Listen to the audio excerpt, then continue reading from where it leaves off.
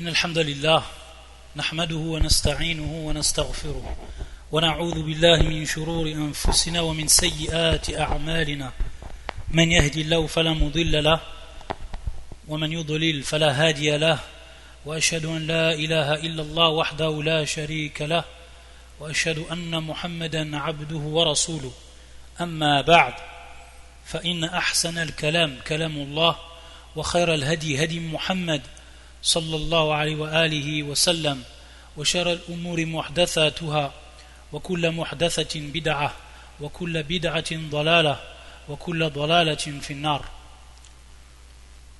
Donc on est toujours avec ce livre de jurisprudence qui traite du Hajj, qui s'intitule Ahkamu Manasik al-Hajj wal-Umrah, le Cheikh al-Islam Ibn Taymiyyah rahimahullah ta'ala. Donc le dernier cours on a expliqué ce que l'on faisait lorsqu'on arrivait à Arafat et les questions qui étaient en relation à ce moment-là. Et donc le Cheikh va continuer à nous expliquer pour ce qui est du départ de Arafat après que le soleil s'est couché. فيقول رحمه الله فيؤخر المغرب إلى أن يصليها مع العشاء بمزدلفة ولا يزاحم الناس بل إن وجد خلوة أسرع فإذا وصل إلى المزدلفة صلى المغرب قبل تبريك الجمال إن أمكن ثم إذا بركوها صلوا العشاء وإن أخر العشاء لم يضر ذلك. Donc lorsque les pèlerins se dirigent de Arafat pour aller donc passer la nuit à Muzdalifa, une fois qu'ils sont à Arafat, que le soleil s'est couché, ils décampent et ils prennent le chemin pour Al-Muzdalifa. Durant ce trajet, ils marchent normalement, sans déranger les gens qui sont autour d'eux, en les bousculant ou autre. Et s'ils trouvent un endroit où il n'y a personne, qui est vide, c'est-à-dire éloigné de gens, alors ils s'empressent, ils gagnent en vitesse. Comme cela est rapporté fi Sahih al-Bukhari min hadith Usama ibn Zayd radiyallahu ta'ala anhu. Kana yasiru al-'unq fa idha wajada fajwatan nassa ay asra'a. Donc ils vont retarder al-Maghrib vu qu'ils n'ont pas prié à Arafat, comme cela est la sunna. Lorsqu'ils vont arriver à Muzdalifa, ils vont prier donc, une fois arrivés, une fois qu'ils ont trouvé donc un endroit pour s'installer, ils vont prier al-Maghrib. Et une fois qu'ils ont prié al-Maghrib, ils prient al-Isha. Donc ils font un adhan et 2 iqama pour chaque prière. Donc ils prient qasran wa jam'an. Donc al-Maghrib, il reste 3 bien entendu, et l'Isha, il passe donc à 2 unités de prière. Et ils ne prient rien entre les deux. Entre les 2 prières, ils ne prient rien. Et si, dans le besoin, ils doivent retarder l'Isha, ne pas le prier donc juste après le Maghrib, alors il n'y a pas de mal à cela. وَيَبِيتُ بِمُزْدَلِفَةٍ وَمُزْدَلِفَةٌ كُلُّهَا يُقَالُ لَهَا الْمَشْعَرَ الْحَرَامِ يُقَالُ لَهَا الْمَشْعَرُ الْحَرَامِ وهي ما بين مأزمي عرفة إلى بطن محصر فإن بين كل مشعر حدا ليس منهما فإن بين عرفة ومزدلفة بطن عرنة وبين مزدلفة ومنى بطن محصر قال النبي صلى الله عليه وآله وسلم عرفة كلها موقف وارفع عن بطن عرنة ومزدلفة كلها موقف وارفع عن بطن محصر ومنى كلها منحر وفجاج مكة كلها طريق. Donc le shir il nous dit que le pèlerin il passe donc la nuit à Muzdalifa. Une fois qu'il a pris le Maghrib et l'Isha, il peut donc ensuite dormir et se reposer de sa dure journée, et l'autre journée qui va l'attendre le lendemain, l'autre journée qui va l'attendre le lendemain. Donc il dort, il se repose, et il nous rappelle que Muzdalifa, tout Muzdalifa, c'est-à-dire tout ce qui rentre fi hudud Muzdalifa, dans les limites de Muzdalifa, on l'appelle al-Mash'ar al-Haram. Donc on avait vu le dernier cours que al-Muzdalifa il avait 3 noms, al-Muzdalifa, al-Jam' ou al-Mash'ar al-Haram. Et il nous rappelle donc qu'elle se situe entre وهي ما بين مأزمي عرفة. On avait vu ce qu'était al-Ma'azim, c'était donc le chemin qui est entre deux montagnes. Ila batinu muhassir. Muhassir, c'est donc un endroit qui se trouve entre Mina et Muzdalifa. Et donc c'est ici une délimitation. Donc Batinu Muhassir ne fait pas partie de Muzdalifa, mais après Muzdalifa on trouve Batinu Muhassir. Et Muhassir, il a été appelé ainsi car on sait que à cet endroit-là il est arrivé Qissatu Ashab al-Fil, que tout le monde connaît, que tout musulman connaît, l'histoire donc des gens de l'éléphant lorsqu'ils ont voulu détruire Mecca. Et donc c'est à cet endroit qu'Allah Azza wa Jal les a arrêtés et leur a donné le châtiment. Et c'est pour ça qu'on va voir qu'à cet endroit, lorsqu'on y passe, comme tout endroit où il y a eu châtiment, alors le musulman il accélère les pas. Et il nous rappelle le shi'r que bien entendu entre chaque mash'ar, donc entre chaque endroit de rite, il y a une limitation, haddan, et que cette limitation ne fait pas partie du mash'ar en lui-même, comme ici le cas de Batinu Muhassir, ça ne fait pas partie de Muzdalifa, mais c'est une limite avec Muzdalifa. Et c'est pour ça qu'il nous rappelle le shi'r qu'entre Arafah ou Muzdalifa, on a Batinu Urana, ou cet endroit que l'on appelle Urana. Et entre Muzdalifa et Mina, on a cet endroit qui s'appelle Batinu Muhassir. Et c'est pour ça qu'il va nous rappeler ce hadith du prophète sallallahu alayhi wa sallam qui est rapporté par l'imam Muslim dans son authentique, également Abu Dawood, fi Sunan ou Ibn Majah et d'autres encore, min hadith Jabir radiyallahu ta'ala an, où le prophète sallallahu alayhi wa sallam yaqul Arafatun kulluha mawqifun, c'est-à-dire que Arafat est compté comme un endroit de stationnement, c'est-à-dire tout Arafat, tant qu'on est à l'intérieur du périmètre de Arafat, alors on est bien dans le bon état de stationnement. Warfa'u an batni urana. Et donc on doit se déplacer, ne pas rester dans cet endroit qui en réalité ne fait pas partie de Arafat et qui est Urana. Wa Muzdalifatu kulluha mawqifun warfa'u an batni muhassir. Donc pour ce qui est de Muzdalifa, de même, tant que c'est dans le paramètre de Muzdalifa, on y reste et on y passe la nuit, et c'est donc notre endroit pour stationner durant cette nuit-là. Warfa'u an batni muhassir, c'est-à-dire donc cet endroit qu'on vient citer, muhassir, on ne doit pas y rester, se déplacer pour les personnes qui ont dépassé l'endroit de Muzdalifa. Wa mina kulluha manhar wa fijaju Mekkata kulluha tariqun. Donc également il nous rappelle dans ce hadith, le prophète sallallahu alayhi wa sallam, on aura l'occasion de revoir les règles qui s'y rattachent, il nous rappelle ici le prophète sallallahu alayhi wa sallam, wa mina kulluha manhar, c'est-à-dire que Mina, tout ce qui rentre dans le paramètre de Mina, alors à cet endroit-là on peut égorger le sacrifice. On peut égorger le sacrifice. De même comme on verra pour ce qui est de Mecca. Wa fijaju Mecca kulluha tariqun. C'est-à-dire donc qu'il est permis. Fijaju, qui est le pluriel de fadjun, et qui a tariqul wasi'a, qui est le chemin qui est large, la large route, le large chemin, ce qu'on appelle fadjun. Son pluriel c'est fijaj. Wa fijaju Mekkata kulluha tariqun. Et donc on comprend à partir de là que toutes les voies qui mènent à Mecca sont permises.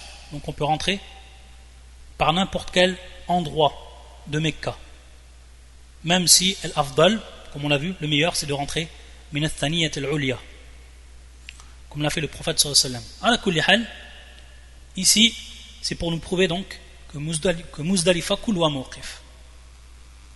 Ensuite يقول رحمه الله والسنة أن يبيت بمزدلفة إلى أن يطلع الفجر فيصلي بها الفجر في أول الوقت ثم يقيف بالمشعر الحرام إلى أن يصفر جدا قبل طلوع الشمس. Il nous dit le shir que la sunna ici c'est de passer la nuit à Muzdalifa jusqu'à que l'aube se lève. Une fois que l'aube se lève, il prie al-fajr au début de son heure, donc il n'attend pas ici. dès que le Al-Fajr s'est levé, il prit directement la prière de l'aube. ثم يقف بالمشعر الحرام, et ensuite donc il stationne dans Muzdalifa. Donc Al-Mash'ar al-Haram qui est Muzdalifa. Donc il stationne et il reste à Muzdalifa. إلى أن يصفر جدا, c'est-à-dire jusqu'à que à l'horizon on voit apparaître cette lueur qui devient très jaune, de plus en plus jaune, et qui va donc précéder Tulu' al-Shams, le lever du soleil. Donc il reste jusqu'à ce moment-là. Bien entendu, le shir, lorsqu'il nous dit as-sunnah ici, c'est en voulant dire ce qu'a fait le prophète sallallahu alayhi wa sallam. Mais ici, c'est wajib, c'est-à-dire c'est une obligation. C'est une obligation de rester jusqu'à ce moment-là.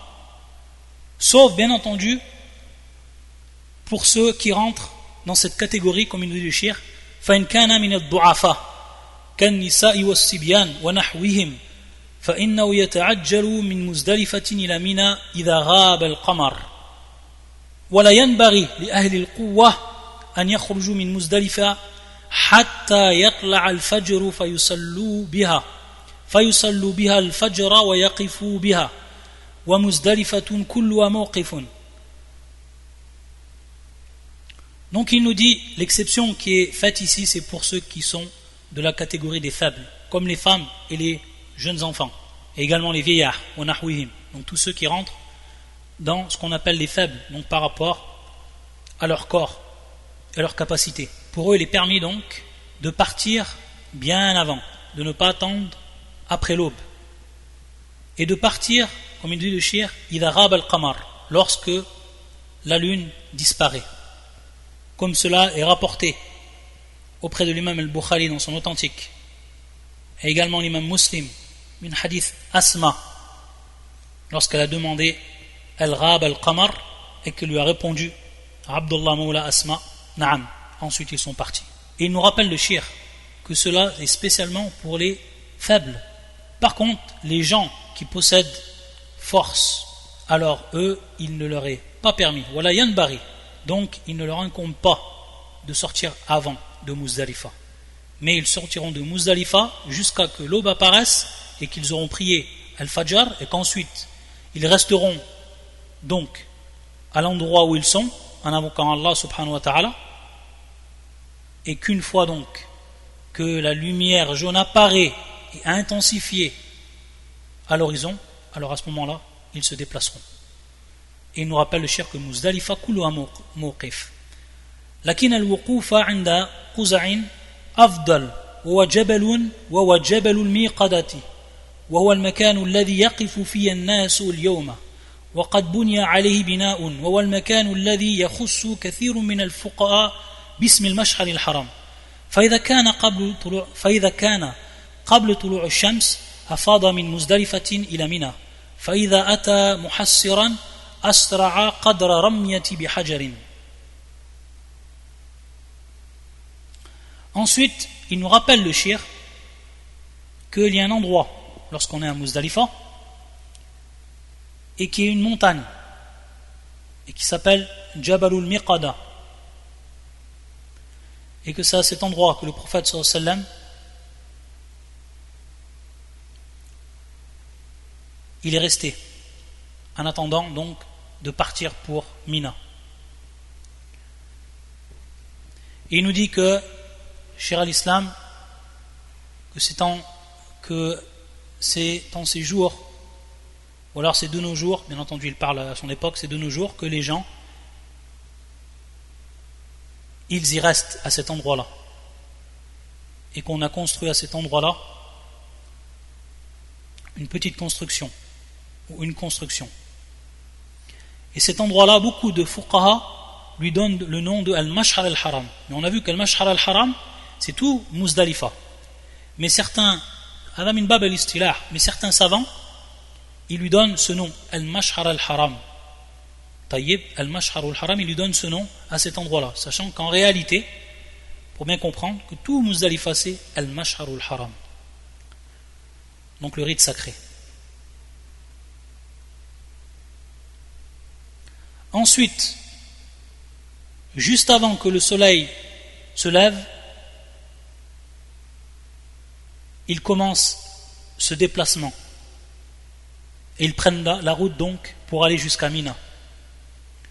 Et donc ils vont passer à cet endroit qui s'appelle Muhassiran, comme on l'a expliqué auparavant, et lorsqu'ils y passent, alors ils accélèrent s'ils peuvent, s'ils en ont la capacité, et s'il y a assez de place pour cela, alors ils accélèrent à cet endroit-là. C'est pour ça qu'il rappelle Ibn Qudama fil Mughni wa yustahabbu al-isra' fi wadi Muhassir. Donc dans cette plaine Muhassir, il est préférable, Adam min bab al-istihbab, il est préférable donc al-isra'. Il nous dit fa in kana mashiyan asra'a wa in kana rakiban harraka dabbatahu.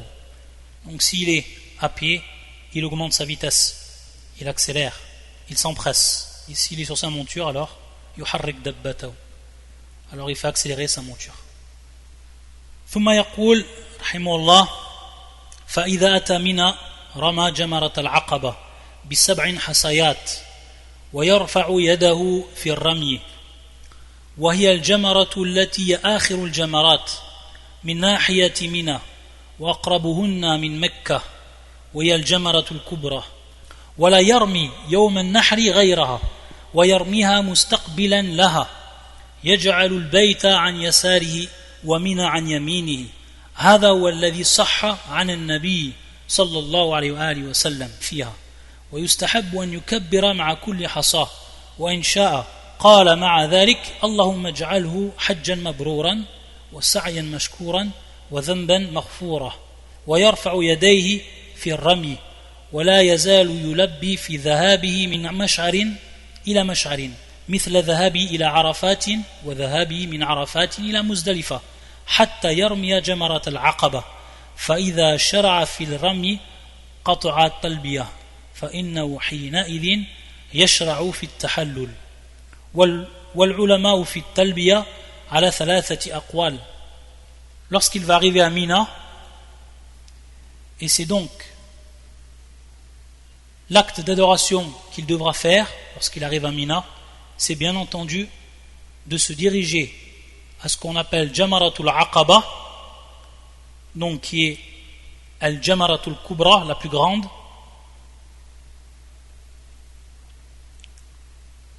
il devra s'y diriger et jeter donc cette pierre. À chaque fois qu'il jette une pierre, il doit lever ses mains, c'est-à-dire qu'il jette en levant les mains ou en levant la main. C'est-à-dire qu'il ne jette pas d'en bas, mais il jette d'en haut, c'est-à-dire en levant bien haut la main, jusqu'à qu'on voit le blanc de ses aisselles. Et c'est bien entendu la dernière des Jamara. Donc on va passer devant la première qui est Surra, ensuite la deuxième qui est le Wusta, et on va arriver donc à Al-Kubra. Et à ce moment-là, on va donc jeter ce jour-là, Yawm al-Nahr, on va jeter les 7 pierres. Il nous dit bien entendu, c'est celle qui est du côté de Mina et le plus proche de Mecca, ou la plus proche de Mecca. Et donc le jour du sacrifice, il ne jette rien comme pierre en dehors de celle-là. Et lorsqu'il jette ces pierres, elle est en face de lui, mustaqbilan laha, elle se trouve donc en face de lui. Et si cela bien entendu lui est possible, il place Mecca, donc Al-Bayt qui est Mecca, la maison sacrée, An Yasari, du côté gauche, et Mina, An Yamini, et donc il laisse Mina du côté droit. C'est la position qu'il doit avoir, et c'est ce qui était authentifié de la part du prophète sallallahu alayhi wa sallam. C'est ce qui était authentifié du prophète sallallahu alayhi wa sallam lorsqu'il était à cet endroit-là, et lorsqu'il a fait cet acte-là.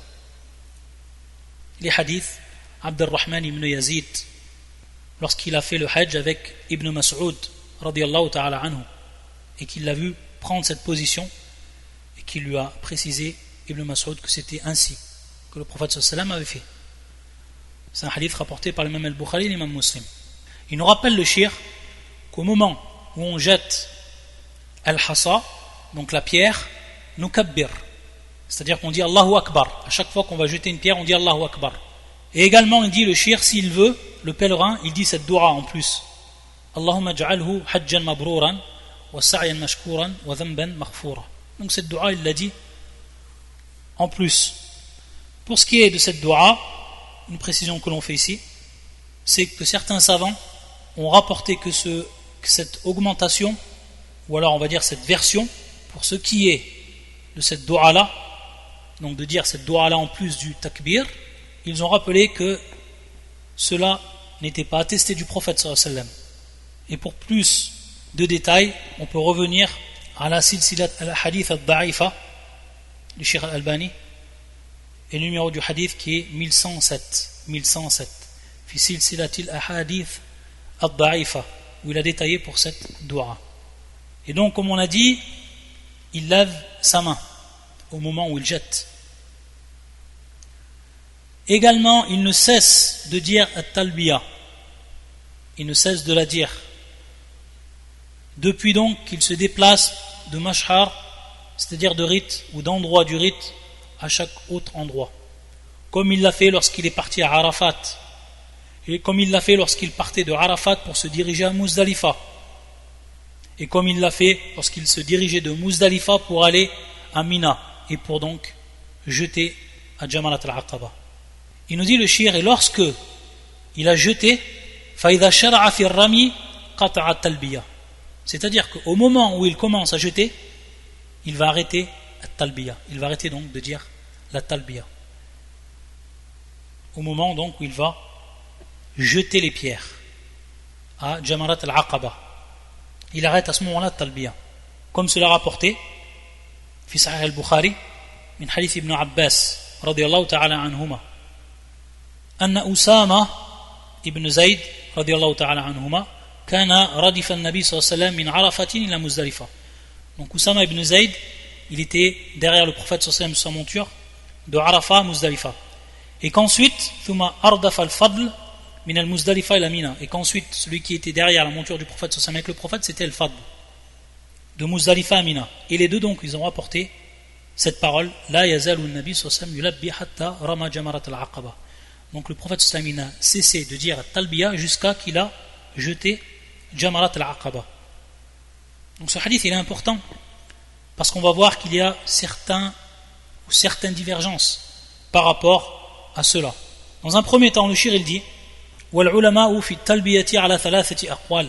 Donc il y a trois avis de jurisprudence des savants pour ce qui est de at-talbiya, et plus précisément au moment où on stoppe at-talbiya. Il nous dit le premier avis, minhum man yaqul yaqta'uha idha wasala ila Arafa. Donc le premier avis, c'est ceux qui disent qu'il arrête de dire at-talbiya au moment où il est arrivé à Arafa. Ça c'est le premier avis. Le deuxième avis, wa minhum man yaqulu bal yulabbi bi Arafatin wa ghayriha ila an yarmiya al-jamara. Donc d'autres qui disent bien au contraire, il continue de prononcer at-talbiya, que ce soit à Arafat ou à autre endroit, jusqu'à que il jette fil jamara. Et ensuite le troisième avis, annahu idha afada min Arafatin ila Muzdalifa yulabbi, wa idha afada min Muzdalifatin ila Mina labba hatta yarmiya jamarat al-aqaba, wa hakadha sahha an an-nabi sallallahu alayhi wa sallam. Le troisième avis ici, c'est que la personne, lorsqu'elle se déplace de Arafat à Muzdalifa, elle dit at-talbiya. Et lorsqu'il se déplace de Muzdalifa à Mina, il dit également at-talbiya, jusqu'à donc qu'il jette à Jamarat al-Aqaba. Comme cela a été authentifié du prophète sallallahu alayhi wa sallam. La différence qu'il y a entre le deuxième avis et le troisième avis, c'est qu'ils sont d'accord qu'on s'arrête de dire at-talbiya au moment où on jette Jamarat al-Aqaba. Taïb. Contrairement au premier avis qui dit on s'arrête à Arafat. Et en réalité on a vu que l'épreuve était dans le camp de ceux qui ont dit le deuxième et le troisième avis. Taïb.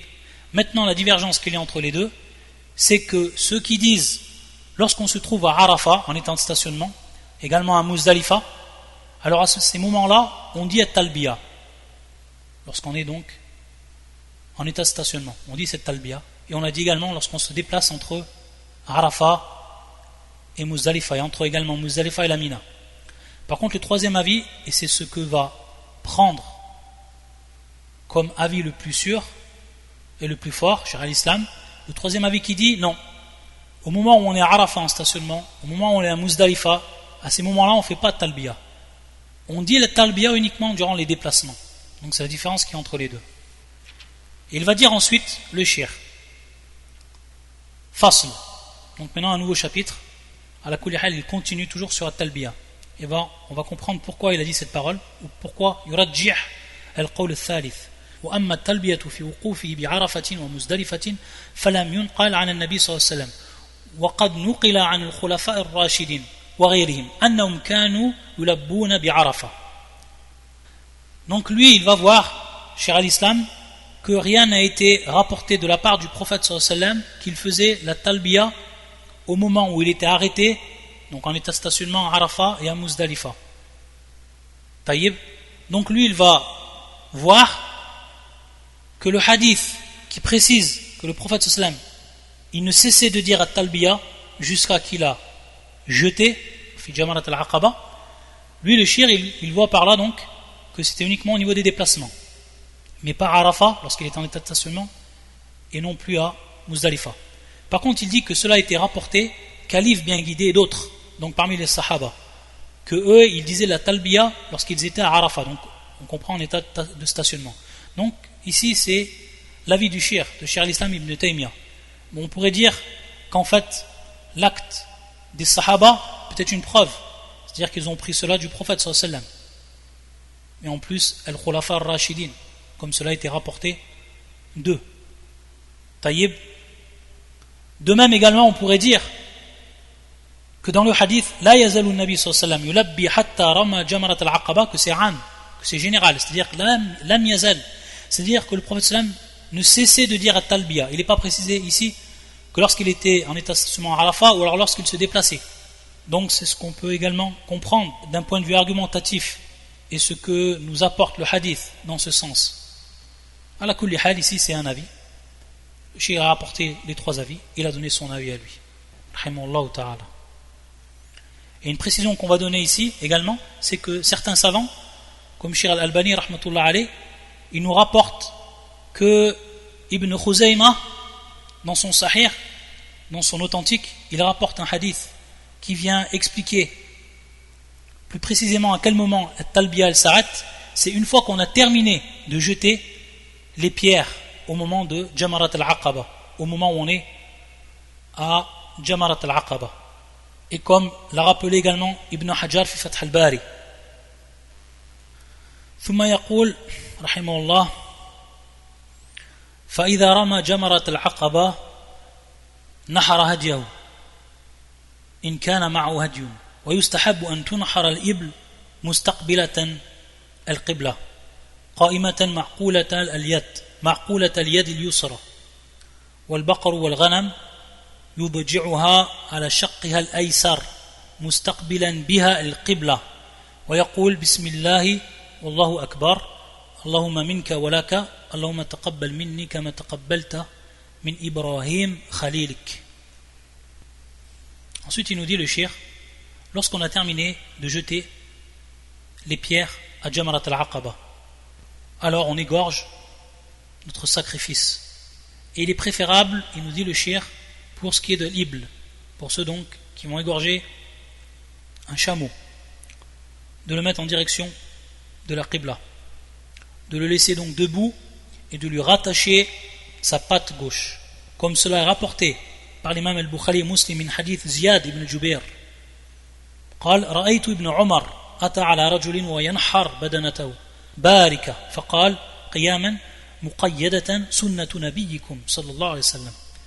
Donc lorsque Omar il a vu un homme qui était en train d'égorger badana, donc ça peut être ici l'ibl, le chameau, et qu'il était donc assis, il lui a dit laisse-le donc debout, muqayyada, c'est-à-dire donc en lui rattachant une patte, et cela est la sunna du prophète sallallahu alayhi wa sallam.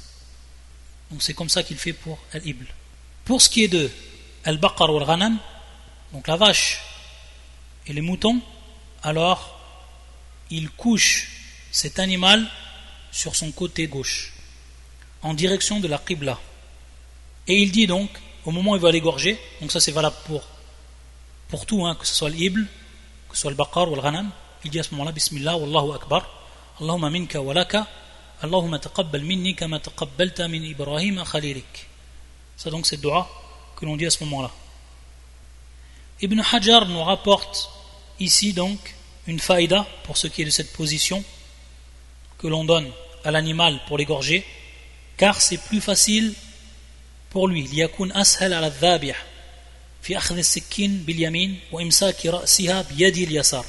C'est-à-dire que lorsqu'il met l'animal sur son côté gauche, alors ça va être plus facile pour lui de poser son pied droit dessus et de pouvoir prendre le couteau avec sa main droite et de pouvoir prendre la tête de l'animal avec sa main gauche. Et ensuite il égorge. Donc pour lui c'est plus facile cette position. Ensuite يقول وكل ما ذبح بمنى وقد سق من الحل إلى الحرام فإنه هدي سواء كان من الإبل أو البقر أو الغنم بخلاف ما يذبح يوم النحر بالحل فإنه أضحية وليس بهدي فإذا اشترى الهدي من عرفات وساقه إلى منى فهو هدي باتفاق العلماء وكذلك إن اشتراه من الحرم فذهب به إلى التنعيم وأما إذا اشترى الهدي من منى وذبحه فيها ففيه نزاع فمذهب مالك أنه ليس هدي وهو منقول عن ابن عمر ومذهب الثلاثة أنه هدي وهو منقول عن عائشة. Ensuite le shir il va nous rappeler une question ici qui concerne al-hadi, qui concerne donc le sacrifice. Il va nous dire rahimahullah, que tout ce qui est égorgé à Mina et qui a été transporté depuis El-Hil, donc lorsqu'on dit El-Hil, c'est l'endroit qui est en dehors du haram, en dehors de la limitation de l'endroit sacré, Al-Haram. Donc ce qui était apporté depuis El-Hil jusqu'au haram, alors c'est un hadi. C'est considéré comme un sacrifice. Il porte le nom de hadiyun. Que ce soit un ibl, que ce soit un chameau, que ce soit une vache, que ce soit un mouton. بخلاف ما يذبح يوم النحر بالحل فإنه أضحية وليس بهدي. Donc ici, contrairement à ce qui va être égorgé le jour donc du sacrifice dans un endroit qui est en dehors du haram, bilhil. Si on l'égorge en dehors du haram, alors cela est considéré uniquement comme adhiya et on ne peut pas lui dire que c'est, on ne peut pas prononcer pour lui et on ne peut pas le nommer hadiyun, car le hadiyun, ce qu'on appelle hadiyun, c'est uniquement ce qui a été égorgé dans le haram et qui vient du hil, qui vient donc en dehors du haram. Donc celui-là, il prend les deux termes, hadiyun ou udhiya. Par contre, ce qui est égorgé fil hil, donc en dehors des limitations du haram, alors ça c'est considéré uniquement comme udhiya et non comme hadiyun. Tayyib. وليس بمنى ما هو أضحية وليس بهدي كما في سائر الأمصار. Et bien entendu, tout ce qui va se trouver à Mina et qui va se trouver donc à l'intérieur du haram, ce n'est pas comme udhiya, contrairement également à tout ce qui sera en dehors des autres contrées, en dehors donc du haram, et que lui qui ne peut être nommé hadiyun. Maintenant le shir nous dit, si la personne elle achète son mouton depuis Arafat, taïb, et ensuite elle le conduit jusqu'à Mina, alors cela est considéré comme un hadiyun bittifaq al-ulama. C'est un hadi ici, bittifaq al-ulama, unanimement. De même, si la personne elle achète son sacrifice depuis le haram et qu'ensuite elle va il al-hil, alors c'est également considéré comme hadiyun. C'est-à-dire c'est l'a acheté à l'endroit même du haram et qu'ensuite elle est partie pour l'égorger en dehors du haram, c'est-à-dire fil hil, alors c'est considéré ici comme hadiyun.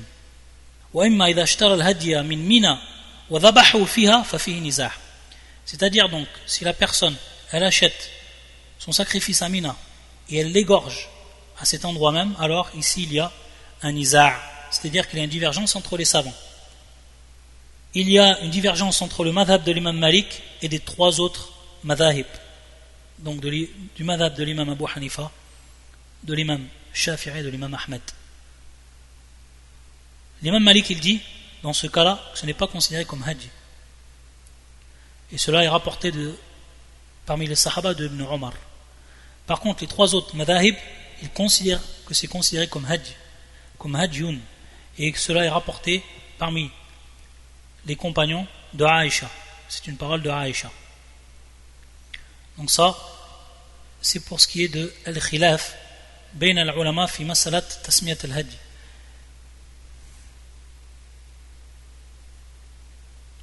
Et est-ce qu'il va être compté donc comme tel pour ce qui est donc du hajj? Ensuite, le shir, il dit, donc il revient, le shir ici, à la question des pierres. Donc il nous a parlé de an-nahr, c'est-à-dire donc de l'égorgement, du sacrifice, et il revient à ce qui a précédé, c'est-à-dire Rami Jamarat al-Aqaba. Ici, il va revenir sur une question qui est la question du choix des pierres. Et il nous dit وَلَوْ أَنْ يَأْخُذَ الْحَصَى مِنْ حَيْثُ شَاءَ لكن لا يرمي بحصى قد رمي به ويستحب أن يكون فوق الحمص ودون البندق وإن كسره جاز والتقاط الحصى أفضل من تكسيره من الجبل. Donc pour ce qui est de la question des pierres, il nous dit qu'il peut prendre les pierres de n'importe quel endroit. Ça, ce n'est pas un problème. Par contre, lui, il voit le shir qu'on ne peut pas prendre une pierre qui a déjà été utilisée pour donc Rami Jamarat al-Aqaba. Ça, c'est son avis, le shir. C'est une question, on va revenir à une question arrêtée de base par rapport à l'adoration, sans détailler sur cela. Est-ce que donc cette pierre qui a déjà été utilisée pour une adoration, est-ce qu'on peut la reprendre une autre fois? Lui, le shir, il voit que non. C'est-à-dire donc on ne peut pas utiliser déjà une pierre qui a été utilisée pour cette adoration, qui est Rami. Il ne faut pas qu'elle ait été utilisée auparavant. Ça, c'est l'avis du shir, rahimahullah. Et il nous rappelle, pour ce qui est de la taille, c'est que ça soit au-dessus de al-humus, c'est-à-dire ce qu'on traduit par les pois chiches, wadoun al-bunduq, et un peu plus petit que les noisettes. Donc ce sera entre ces deux, entre le pois chiche, au-dessus du pois chiche, et en dessous de la noisette, pour avoir une idée donc de la taille. وَإِنْ كَسَّرَهُ جَازَ, c'est-à-dire donc s'il y a une pierre qui est grosse et qu'il la casse pour en faire donc des petites pierres, cela est permis, il nous dit. وَالْتِقَاطُ الْحَصَى أَفْضَلُ مِنْ تَكْسِيرِهِ مِنَ الْجَبَلِ, c'est-à-dire donc il est préférable de chercher les petites pierres directement, c'est mieux donc de prendre une grosse pierre ou alors carrément casser depuis la montagne afin d'avoir des petites pierres, de prendre du rocher directement en cassant et d'avoir des petites pierres. Et on se rappelle ce hadith du prophète sallallahu alayhi wa sallam lorsqu'il a pris donc les pierres hasa al-hath et qu'il a montré à ses compagnons lorsqu'il avait demandé à Ibn Abbas de lui rapporter les pierres et qu'il a montré donc ensuite ces pierres aux compagnons amthalaha ou la farmou, c'est-à-dire les mêmes que cela, ces pierres donc, jetez-les. Et ensuite il a dit, le prophète sallallahu alayhi wa sallam, ayyuhan nas iyyakum wal ghulu fi ad-din fa innahu ahlaka man kana qablakum.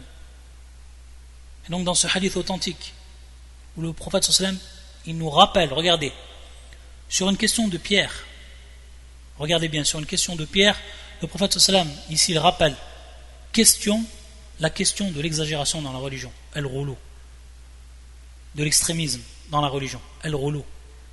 Il nous rappelle ici le prophète sallallahu alayhi wa sallam, et à ce moment-là il est durant cette adoration, durant le hajj, et il a pris des pierres, et à partir de ces pierres-là, donc pour rappeler aux gens qu'il ne faut pas exagérer par rapport à ces pierres, ne pas prendre de grosses pierres comme le font beaucoup de gens, mais qu'il faut les prendre petites et que cela suffit. Il nous rappelle, le prophète sallam à ce moment-là, la question du rouleau. Ce rouleau qui s'applique à toute la religion.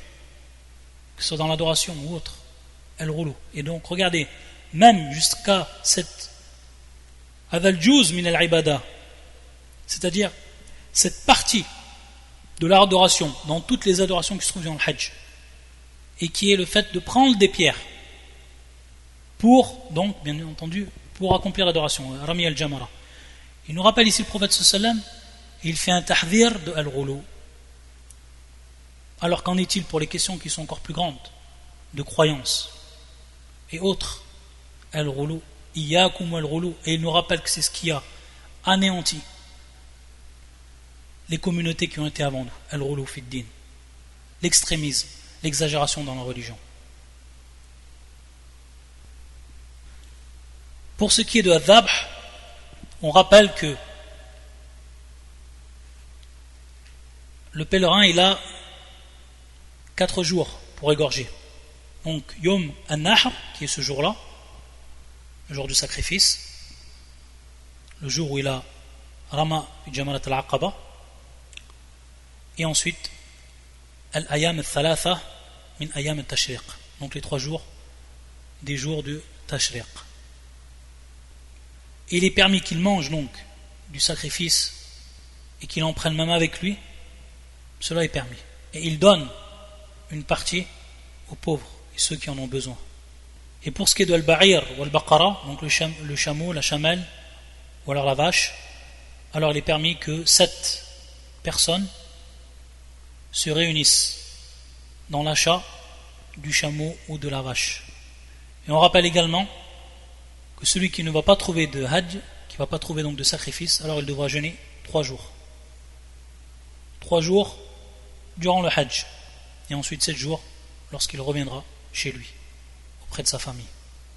Et il lui est permis pour ce jeûne-là de jeûner 3 jours, ces 3 jours durant les jours de ce qu'on appelle Ayam al-Tashriq, comme cela rapporté dans le hadith de Aïcha ibn Omar radiyallahu ta'ala anhum. Ensuite, pour le prochain cours, on verra ce qui concerne al-halq wa al-taqsir, donc le fait de couper ou de raser les cheveux. Subhanakallahumma bihamdika ashhadu an la ilaha illa anta astaghfiruka wa atubu ilayk.